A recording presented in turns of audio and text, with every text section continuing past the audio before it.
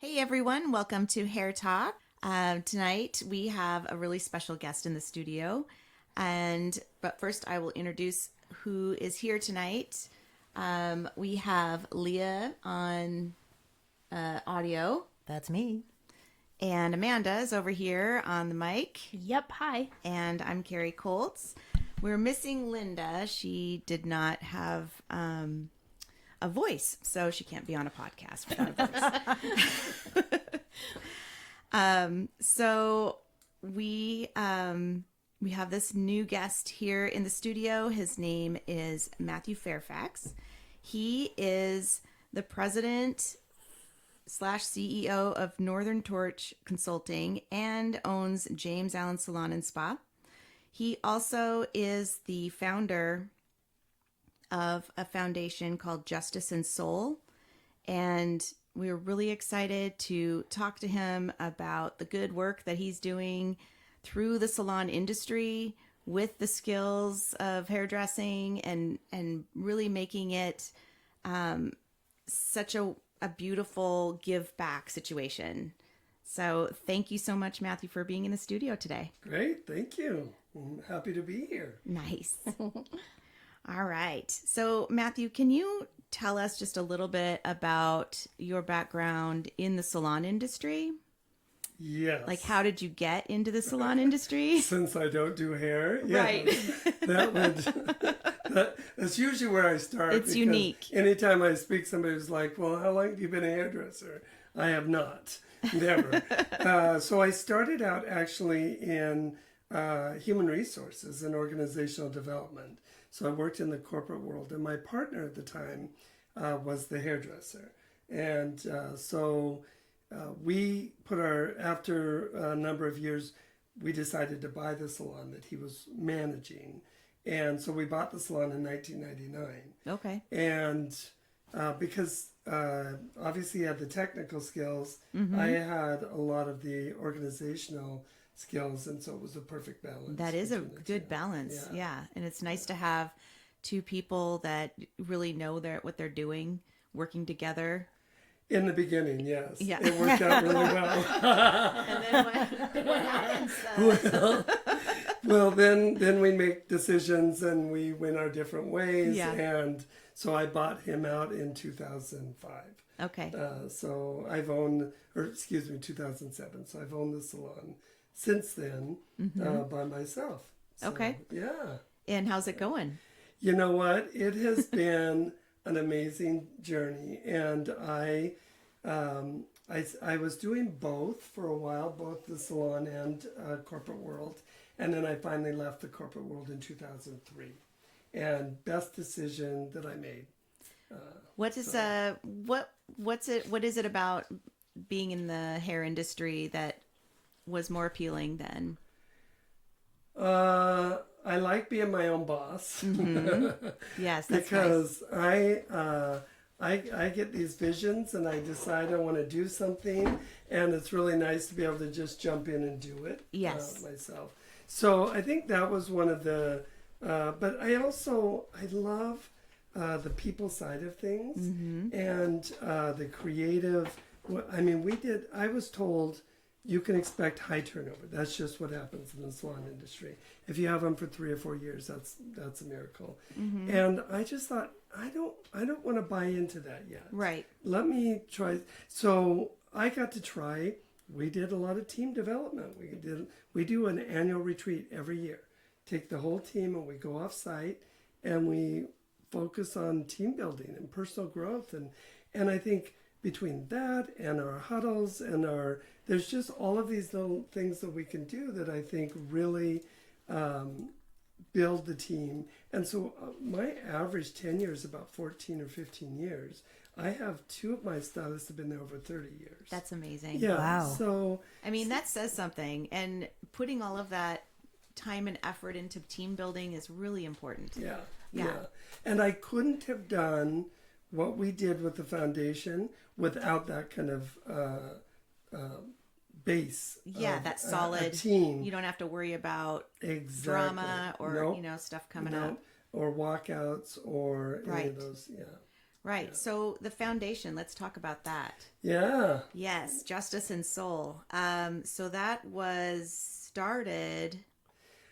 Well, started. Let's see. It started with a no. It started with a no. I know. The story is so good. It's so good. So about 2008, one of our clients, Carol Corpy, came in and said to her stylist, "Do you think Matthew would be interested in helping us out in Cambodia with and I didn't know anything about it, and so April said, Carol wants to know if you want to go to Cambodia, and I said no. And I'm pretty certain I said hell no. I'm like, A, I don't know where it is. B, I think it's just somewhere hot, and we have way too much on our plate right now, so no, I don't. And 6 weeks later, Carol, as I tell everybody, is very persistent, and so she asked April if I could go to coffee with her. Okay. Well, once the client says, "Can you go to coffee?" you have to go to coffee. Yeah. So I tell people I blame Starbucks for all of this.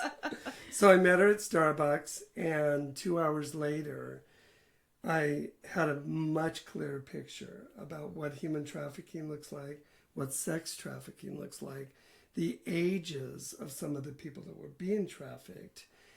And I honestly went there thinking, I'm going to write you a check and say thank you, great job, whatever you guys are doing, keep it up.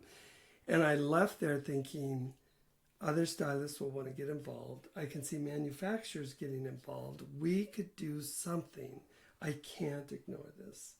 You know, it's like once you hear it, and at that point, my granddaughter is of the age that she's talking about. And I'm like, I got to do something here. So I went back to the team and I said, hey, you guys, we were at our retreat, our annual retreat. And I said, I met with Carol a few weeks ago.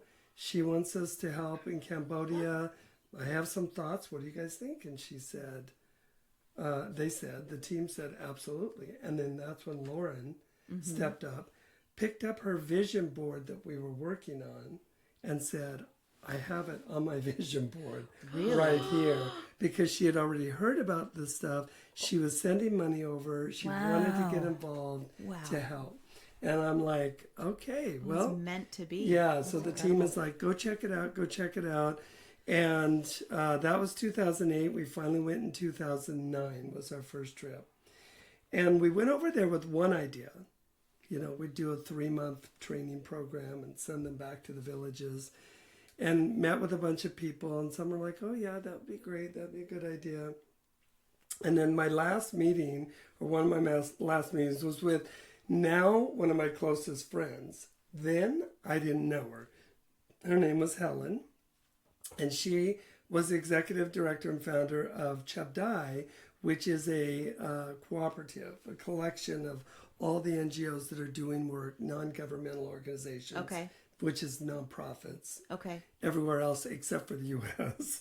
And so she had set up this NGO, and so she knew, I mean, she'd been there for years. She knew all the players, so we sat down, we told her our story, and she said, yeah, it's a nice idea, but take your toys and go home, because it's not going to work. Really? And I'm like, I'm all ears. And she said, it needs to be self-sustaining. Donors get tired of funding things like this. And most people come over and within 2 years they're gone. Really? And so I walked out and Lauren's like defeated and like, wow, that was so sad and depressing. And I'm like, oh no, that was the best meeting we've had, because it just put fuel in my tank to say, okay, we got to figure this out, and I'm gonna do this. You know, once somebody says no, that means they just don't have enough information. I got to go back and show them I can do it. Wow. So we left, came back 2 years later, and in that time we'd seen the growth economically and everything in Phnom Penh, the capital of Cambodia, and I thought, what if we didn't do a little school? What if we did a high-end Western-style hair salon? What if we hired Western stylists to begin with, and we trained them to that level and targeted expats foreigners that are living there, and we target the wealthier Cambodians, people that actually have money that want that Western experience. And then we can get enough revenue to pay for the school so that it won't have to be donor funded. And so I started shopping that around, and some of the NGOs that we were meeting with are like, that could work. That might work. So we went home, we retooled, and I thought, and it was that trip, I remember we were driving through this little roundabout, and I said to Lauren, if this is going to happen, I'm going to have to move here. And then Really? I thought, what the hell did I just say? Actually, I might have said a stronger word, but I'm trying to keep a PG here. Oh, you can say whatever strong words you want. Well, I'm sure the F-bomb dropped out a few times, and I said, I was like, don't tell anybody. I just said that because I was actually pretty emotional. Yeah. Because I knew what kind of commitment that meant. That's a huge commitment. Yeah. Yeah. And she said, that would really change your life. And I said, I know. So I went back and I told my leadership team, I said, I'm going to go back for 6 weeks in 2012. I want you guys to run the salon as though I'm not here. And so I went for 6 weeks just because I wanted to make sure I could create community.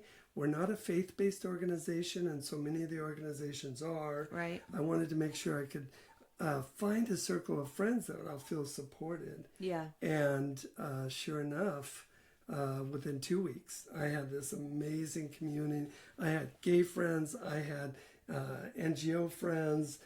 It was amazing. How did you get people together? Did you Well, I stayed take at them out to dinner? Or? No, I stayed. Yeah, I bribed them. You know, my mom sent money. Pay for be his friend. No,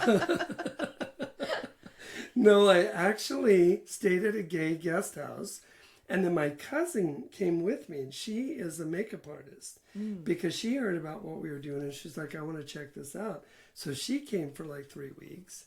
And it's funny because she's introverted, but she has this extroverted streak. And so between the two of us, we met a couple people, and then we met more people. And then I was still meeting with NGOs to talk to them. Okay. And then I met one of the NGOs that we did a lot of our work with because they were an aftercare shelter. So they did the hard work, what I call the heavy lifting, because they get these survivors right after they're rescued or right after they've left, so they're very raw. And so I became really good friends with them. I loved them, and so I met friends through them. And so before I knew it, one of the people, we had done a lot of legwork before, and one of the friends or people that we met with said, oh, well, you won't have any problem. You need to meet Skip and Gabby because Skip and Gabby know everybody in Cambodia. And sure as shit, I met Skip and Gabby, and the next thing you know, we know all the expats. So it was that kind of, and all the while, my team is back here running the salon. They hired somebody, fired somebody, and spent $800 to fix the vacuum system. Didn't tell me anything about it. Oh, wow. And I'm like, okay. That's amazing. Yeah. That's so great. The signs were there that this was going to happen. So. Wow. How long did it take to build? Well, so then I came home and I sold everything I owned, except my children in the salon. I kept them. I question the children sometimes, but I did keep them. But no, I sold everything. I had like 10 boxes and everything else I just got rid of. And I moved over there in 2013. I moved there July. By November, and I had found a space. And it was nothing that I would have normally looked for. But sometimes it's a hunch. Yeah. I listened to my intuition, and the universe worked in our favor, and I just ended up in this beautiful clean slate, white floors, white walls, and every person I spoke to are like, are you crazy? Hair color, Cambodia dirt, and you're doing white. But it turned out great. So I rented that in November. My cousin got there in January. We did crowdsourcing, our own crowdsourcing, raised $150,000. Wow. And that's all it took was $150,000. We did that in 3 months. We started building the salon in April, and we took our first clients the last weekend of July. Officially opened in August. Yeah. Wow. That's fast. You know, it's so funny because at the time I was thinking this has taken so long. But if you think about it, it took from 2008 till 2014. Yeah. But it was gradually, then suddenly. Okay. It's like it was. And a friend of mine said, I am so, who was an expat working over there, said, I'm so happy that it's taken you a long time to put this together. Because he said, that means you're doing your homework. Okay. And so, yeah, we had guest artists, so volunteers that had come over to help us start. So they helped us set up and they helped us launch. So our first 2 days, we invited people to come get their hair done. Nobody was paying. So Agatloy, that means free, no money. So we had everybody come in so that our students could see what a busy salon looks like. So for 2 days, we cut hair, we shampooed, we taught them shampooing. It was energetic and crazy, and it was a blast. And so we had hired an educator. My cousin was there helping me. We'd hired somebody 2 days before to be the salon coordinator, and that was going to be our translator. And he now runs the show over there. Does he? So him and one of my stylists from Seattle, who eventually came over halfway through my stay there, and is now the country director for the NGO. Wow. For Justice in Seoul, Cambodia. Yeah. So. Oh wow. Yeah. So it was, it was 2014, and honestly, up until COVID, we were on a trajectory. We were doing $250,000 a year, which in Cambodia is a huge thing. Yeah. And then COVID hit, took a dip, but now they're on track. They're doing $250,000 a year. That's fantastic. Yeah. So that's amazing. Yeah. We wrote curriculum. We took Pivot Point. They donated a curriculum to us. We took theirs and we modified it. We do a lot more visuals. We have, I think there's 20 employees now, between students and employees. Okay. So we have the school. The academy is attached to the salon. So the students are apprentices. So they actually are in class settings and they're on the floor with clients. Got it. And they observe, and they spend 2.5 years in our program. Oh, that's because great. It's a lot different than over here, because they've got to learn how to speak English, and they have to learn math and science. Some of our students come to us with a second and third grade education, if any. So they don't have all of that education, and so they don't know what a 90-degree angle is, and they don't know what ratios are. Right. All of that. Yeah. So what does that look like for them? Like, is it intimidating? Well, this is what I do. Our goal is to create a safe experience. So with trauma survivors, the most important thing is that they've got to feel safe. They have to know. So we start out right at the very first day with students come on, there's a huddle. And we, for the first day, we shut down. Used to be the full day. Now we do a half day. And we just do team building. And we do get to know you activities. And then we talk about core values. What are the salon values? First, what are your values? We teach them. Think about what's important. Deeply held beliefs. Why are they important? And then we talk about the salon values. And how do those mirror? Then after that, we have a huddle every single morning. So we get together, we sit around in a circle, and we share things we're grateful for. We talk about our goals for the day and anything else that has to be talked about. And it used to be that there was a lot of emotion of, like, there was so much trauma still going on when they got there. And now, sometimes we have to say, you guys, we have clients coming in early, so only 2 gratitudes today. You cannot, because they start down this list, and it's like, that's so here goes. amazing. This is where it gets me emotional. Yeah. Because after everything that they've been through, you watch and all of a sudden they're coming up with these things that they're grateful for on a daily basis. And I realize how different this experience is for them. Right. And so we take the attention. My goal is to let them know that they belong there. Yes. This is their place. They need to own it.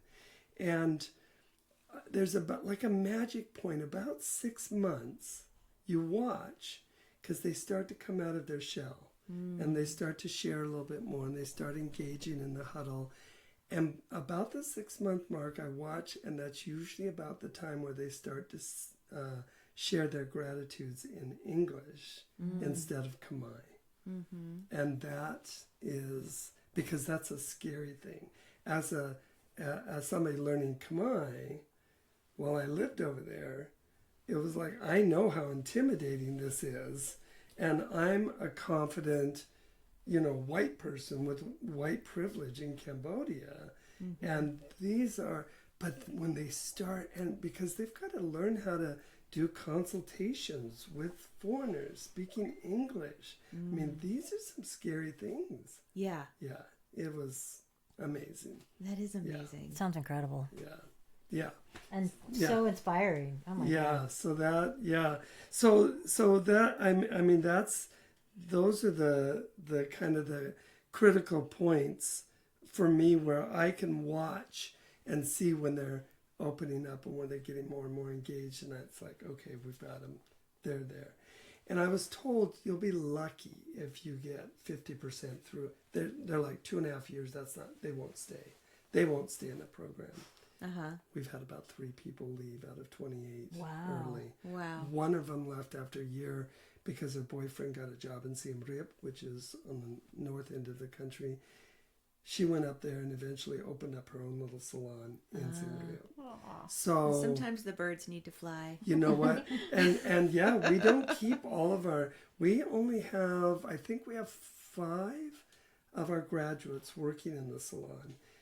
And we've partnered with several salons over there, but there's one salon that we work really well with, and several of our stylists have gone on to work for them. Western influence, making really good money. In fact, 4 of them from that salon are coming over to the U.S., and I'm going to see them in July, including one of my graduates, one of my first graduates. Really? Yeah. That's great. Yeah. That's just What an amazing life's work. Like, that's awesome. You can really sleep well at night, I feel like.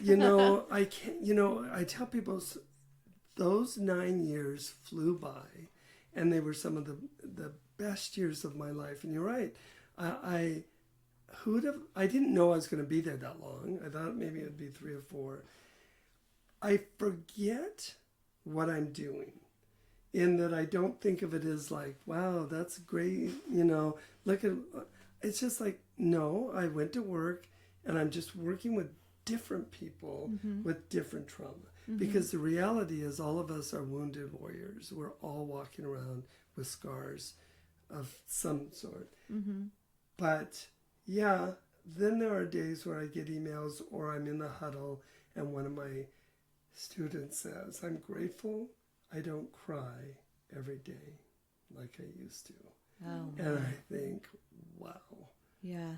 And we did this team and the donors and my team in Seattle, we all came together and said, let's shift this energy. Yeah. So we were part of that. What a wonderful gift that you've given these people. Is it, would you say men and women? Yeah, right now, there's 1 male student in our program, but we've had several males graduate. One of our both of them, 2 of our graduates are working as educators, either in somebody else's salon, but one actually opened his own salon, set up his own program, and he's working with young men who are in the massage, being exploited in the massage industry. Okay. So how do you find your students, or how do they find you? Through the NGOs. Oh, through the NGOs. We don't, this is what, there's a cycle of when this happens. When somebody's trafficked, it's usually, depending on where it is, whether it's here, over there. Over there, sometimes they're tricked into being put into the brothels. But here, oftentimes it's grooming, either online or at the malls or, from somebody that's, important.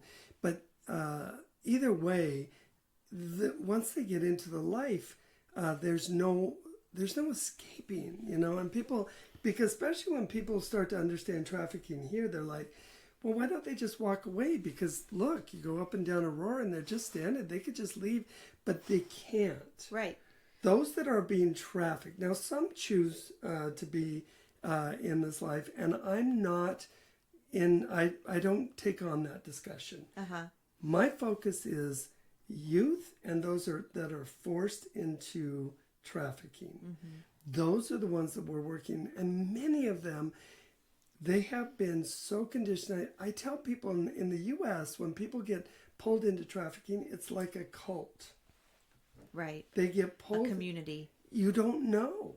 You don't understand what's happening, and then all of a sudden you wake up one day and you say, oh my God, I'm in a cult. Yeah. And this is like, oh my God, and these are my family, and these women that I'm working with, yes, I get it. We're all competing for this pimp's attention, but it's not like they can just walk away. Many of them end up with a criminal background then, drugs or something else. Some of them don't have high school diplomas. They haven't worked necessarily. And what are they going to do? Right. Who's going to take care of them? Right. Many of them are throwaways from their families, so their families haven't been supporting them. So they need to get out, they break that cycle, they get support. In Cambodia, it's through NGOs, because they're still doing a lot of raid and rescue work over there, where they're pulling young women out of these brothels. They work with giving them paths. Some of our kids, our students, are at-risk youth. So they're kids that are put into orphanages where they're very vulnerable when they get out, because of their lack of ability to kind of assimilate back into society. So that's where we come along. Right. We pick them up, we give them a vocational skill that they can make money with, so they don't end up being trafficked. So we work with NGOs. They do all of the aftercare, all of the social work, the counseling, those kind of things. So all of that kind of work that needs to be done. And then when they're ready, when they've got them ready to go reintegrate, we become part of the reintegration. So I tell people we're the end of the cycle. Okay. And we get I'm fortunate because I don't think my heart could handle the first part of that cycle. Right. But I can handle the restoration and the reintegration. That's the part I love. Where I get to help people discover and build their self-esteem. Yeah. Man, that's just really powerful. Right. This has been very touching. Thank you very much. Thank you. Yeah, I forget sometimes. And then when I start to talk about it, I'm like, oh, yeah, I guess not everybody gets this privilege. Because I'm privileged to be able to do this work. And I couldn't do it if I didn't have the support of my salon here, because they paid my salary the whole time I was in Cambodia. So they supported me. And I came back twice a year, sometimes 3 times a year, to work with the team and stuff. But yeah, they did a ton of... Sounds like you are able to create a great team. Yeah. I do believe in doing good teams. Yes. Yes. I feel like that's probably your HR background. Yeah. that OD piece, yeah. Which, so that's what I started. I started consulting when I left the corporate world as well. And I told people that my salon was my petri dish. It's my proving ground. Right. I get to try all these theories out, right, and then I can go teach in other organizations. That's wonderful. And you can forget all the ones that didn't work. Right, yeah. Yeah, Yeah, we just toss those. Yeah. I wonder if there's other organizations that are looking at your model and I trying hope to so. duplicate. I hope so. So one of the things that we're in the process of doing right now is I moved back here 2 years ago, and the intention of moving back and what I told the donors when we started this is that we need to replicate this model locally, right here in our own backyard, because people think that trafficking happens elsewhere, but it's happening right here. And I don't need to go through the statistics. If it's one person or 500 people, it doesn't matter. It's wrong. And you can go out and Google, there's varying degrees of what these stats are, but these are our own kids that are being trafficked in our own area. So we came back, and one of the things that we're doing is we're looking at establishing the same model here in Seattle with an apprenticeship style program where we'll be able to work with the nonprofits and move those that are ready to reintegrate into our vocational development program. So the idea is they come, they get education in a classroom style, they get education by observing, and they get hands-on practice right in a salon environment. Yeah. And it's a salon environment that will be trained in trauma care. So everybody on a team will understand what trauma looks like and how do we support somebody that's coming out of that. So we'll have a safe space for them to work in. So then the next step of that is to create an incubator for other industries, other people that want to open their own salons in other parts of the country, because it takes a network. And I can't just go into Nashville and help them set up their program. They need to know who are the players that are working with the survivors, who are the ones that are pulling them out and getting them ready, and then they need to coordinate and make their own. But we can teach them what we've done.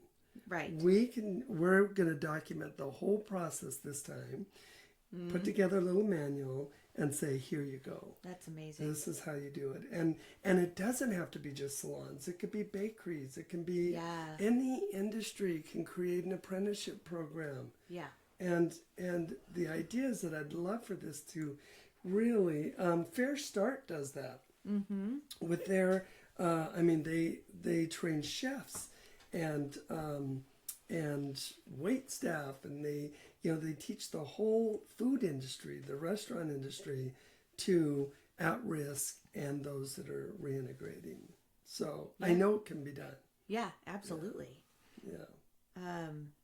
That's so cool. Yeah. I have another question. Okay. And it is about the fashion show. Fashion Solstice. Yes, the Fashion Solstice. Yeah, that was one of those. In the beginning, I had a small group that was helping us brainstorm and doing think tanks. And we were talking about fundraising and how we could do this. And it kind of morphed from what if we did a competition to then what if we just did a hair show? What if we just, or a fashion show? Because in the salon industry, when you go to any kind of training, they've always got the runway and the avant-garde looks. That I was fascinated. My team just thought I was crazy because I don't do hair, but I was glued to those shows. So I'm like, yeah, let's do it. So we put together a team, and in 2014 we had our very first fashion show. I might have done that. I just hit this microphone. Did I do that? Okay. No, I think it's maybe a phone. Somebody's phone. Oh. That's fine. Okay. All right. Sorry. No, you're okay. So we put together, and the idea was to bring together salons in the area, and each salon would put together 5 or 6 models and go with a theme that we had done, and they would do hair, and they would do makeup, and they would do music, and they would walk the runway. At the same time, we had a silent auction set up. We got sponsors. And the first year we were worried that we weren't going to sell out. And a week before we still had like half of the tickets to be sold. And I came back and we just got I went to every salon that was participating and said, please tell your clients. We put it out on social media. We were standing room only the first year. Oh, wow. It was amazing. And we grew bigger and bigger. We were, the last couple of fashion solstice we had just before COVID were at the Bell Harbor Conference Center in their big giant room. We had 650 guests, plus we had another 600 plus volunteers and the models and everybody else. It was nuts. It was crazy. And then COVID hit and slowed it down.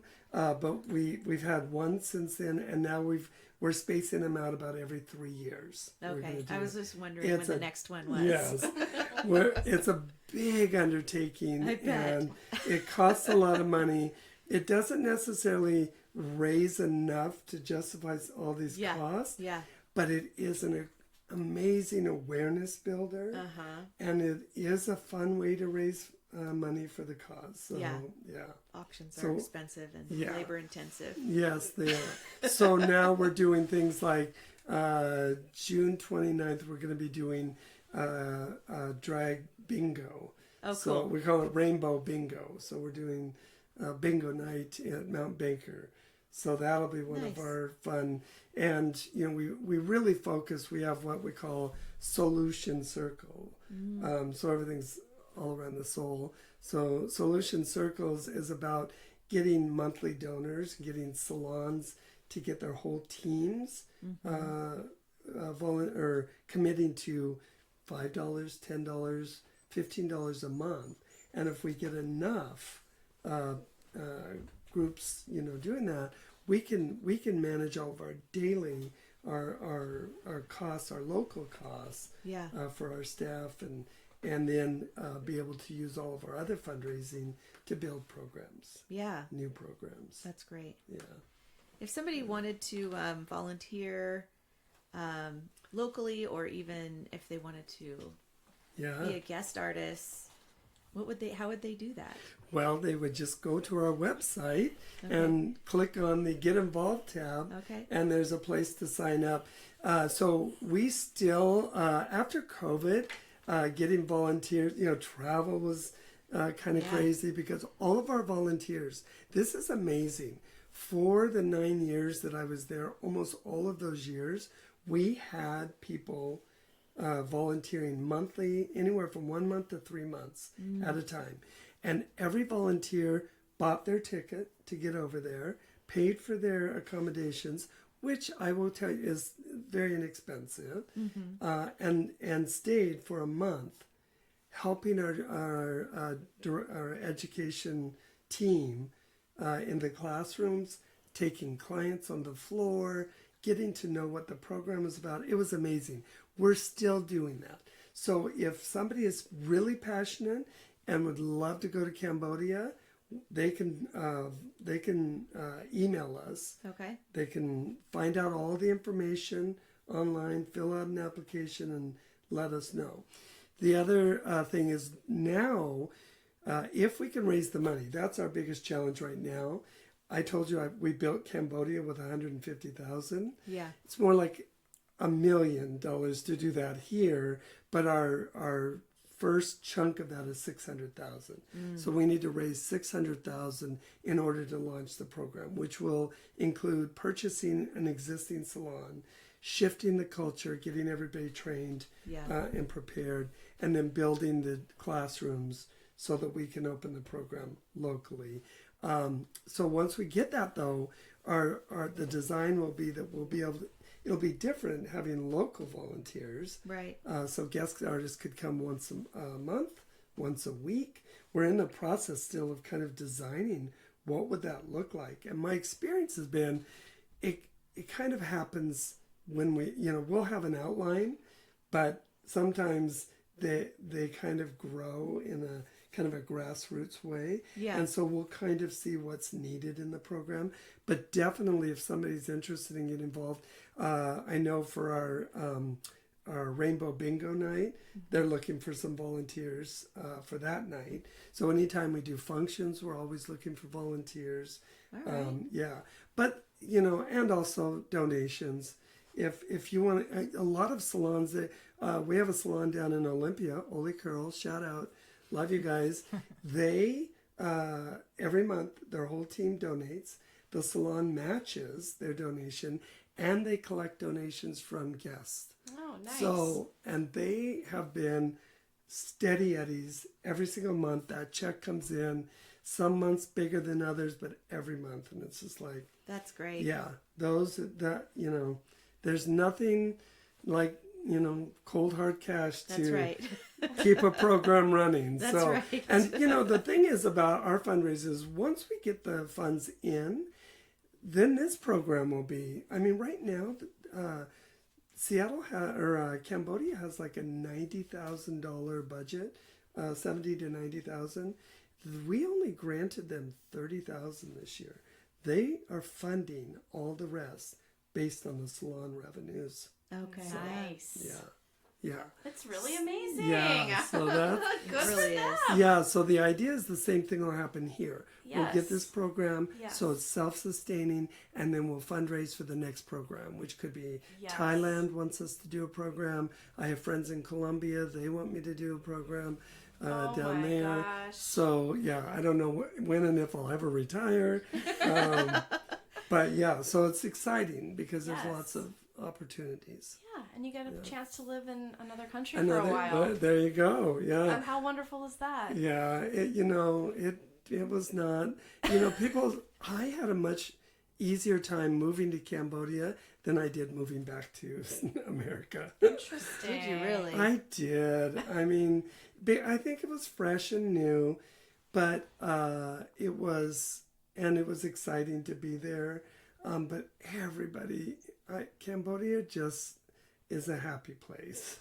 That's incredible. For- That's great. For everything that Cambodia has been through, Yeah. and all of the genocide that they experienced, which is why there's so much trauma and so much trafficking and all that. But they're still kind-hearted people. It was, yeah. So it was, and coming back here and just after COVID, and wasn't always the easiest, Right. Right? place And then to be. also like wealth and privilege here. Yeah. And Yeah. also you're unhappy. Yeah, it's like, Oh. wow. Yeah, I know. It's like that really gave real meaning to Yes. first world problems. So, yeah. Yeah. What a bet it wonderful did. experience Yeah. for you. Yeah. I'm truly, truly blessed for sure. So I heard that that your team gave you a couple of stories, maybe for the cringe The corner. cringe corner. Cringe corner. Cringe corner. That's so funny. Yes, I had some inappropriate things that we probably couldn't talk about. But what so our history is when I bought the salon, we were in a house that had been converted, and we ended up purchasing the whole, being able to buy 2 other pieces of property. We brought in partners, and we were going to develop this whole corner. So in the process of doing that, that means we have to move out. So we found a very old building right on the corner of 185th and Aurora. And it was an old property management company, but it looked like a rundown shack. We affectionately referred to it as the double wide. And so our development partners quickly, it's like putting lipstick on a pig. They just, we painted it and fixed it up as much as we could. And we stuffed all 20 of us in this teeny, I don't even know what the square footage was, but it was very, very small.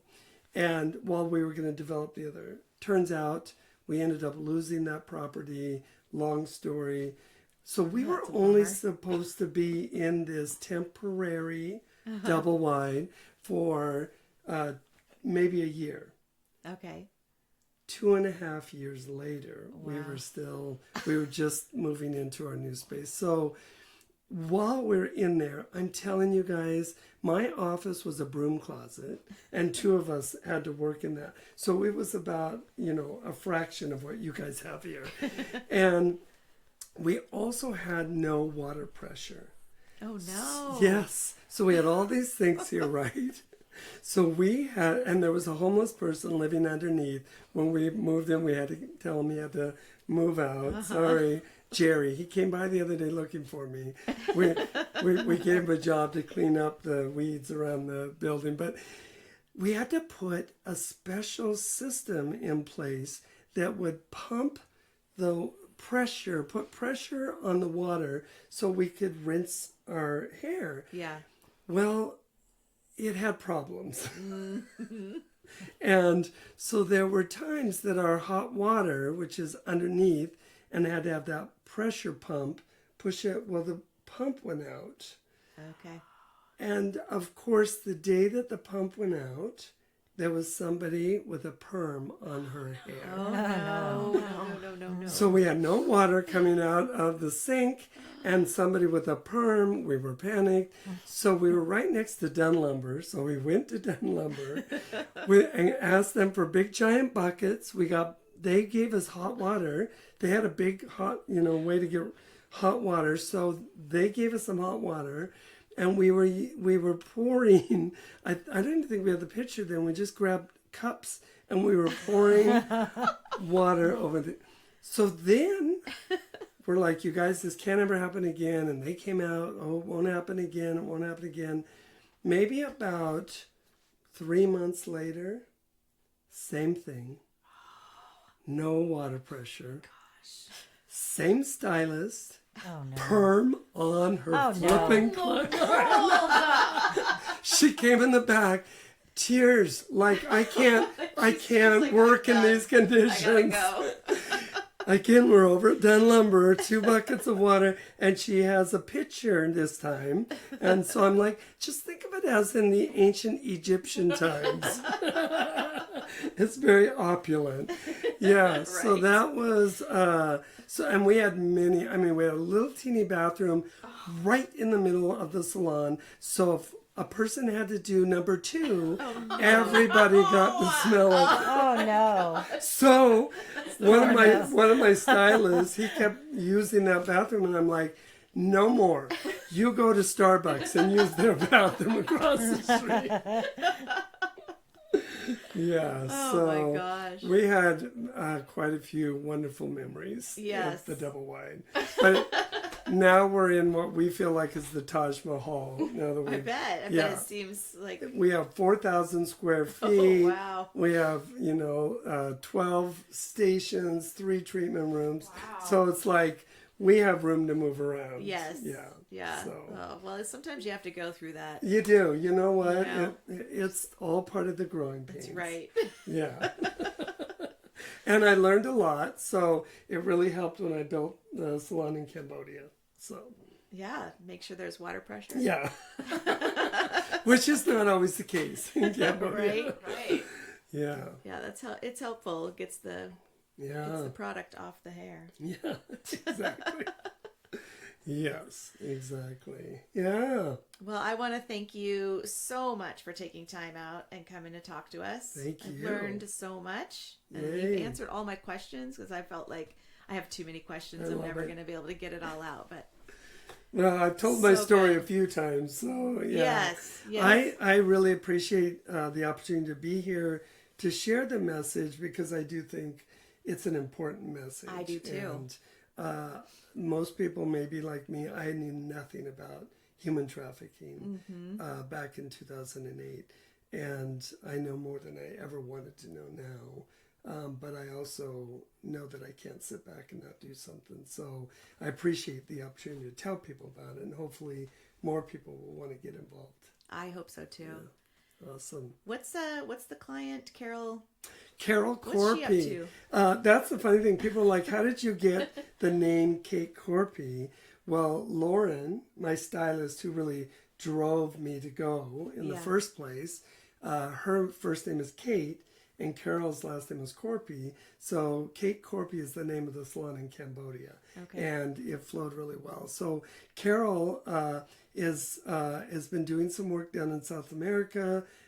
She's playing grandma. She's got grandkids running around now. So I see her not as much as I'd like to, Yeah. but enough that she's doing well. Because she had spent time over there. Was she a nurse? She worked for Kaiser, Okay. and she was a nurse, but she's part of Calvin Presbyterian in Shoreline, and they are a very active church when they believe in putting the gospel, putting their boots on the ground. And so they oftentimes will work and go, to the country that they're supporting. I see. And so she had friends over there and people that she had worked with they connected me. So, I mean, without Carol and Lauren pulling this together, it wouldn't be what it was. They drove it and it kept going. So, Such a so great they're story. they're still involved in various ways, just not in the day-to-day ways. But total inspirations for sure. Yeah, for sure. Yeah. All right. Great. Thanks so much. Yay. My Thank gosh, you guys. yeah, thank you so much. What an incredible story and My so pleasure. inspiring. Yay. Man, that's amazing. Wonderful. Well, let's go change the world, and I'll see you guys all at Rainbow Bingo. Yeah, let's Sure, why not? Let's do it. It's on our website and on our social media. We're on Facebook and on Instagram. Okay, Great. Great. Yes. Yay. Okay, thank you. Thank Thank you. you so much. All right. Oh, this little. And who knew there were 2 dogs in the room the whole time? I Just know. We got one. We got one one. little bark. That was one little bark. We did good. She will not be denied. I love it. Good dogs. Great.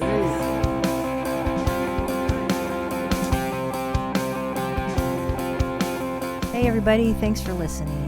If you need more Hair Talk in your life, just head on over to your favorite streaming platform.